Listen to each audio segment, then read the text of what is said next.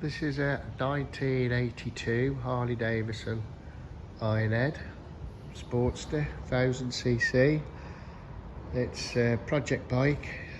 This is how it come. There's quite a few pieces missing off it, but we have got a box of bits that came with it, so we'll have a look at them. It turns over. I have selected some gears and dropped it in gear. It all seems to be working there. This is a box of parts. This primary casing wasn't fitted, but it came off there, I'm sure of it. It's just been stored in a different place.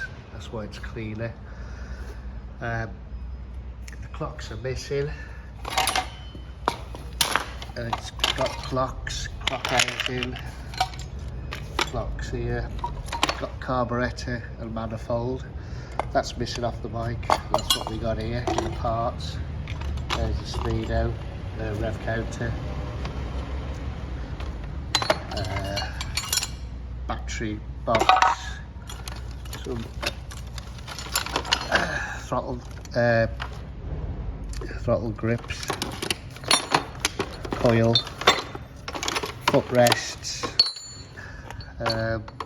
Well, I can see one footrest. Yeah, one footrest, an indicator, spare set of springs. Well, that's what's in there. So that'll help doing a project up.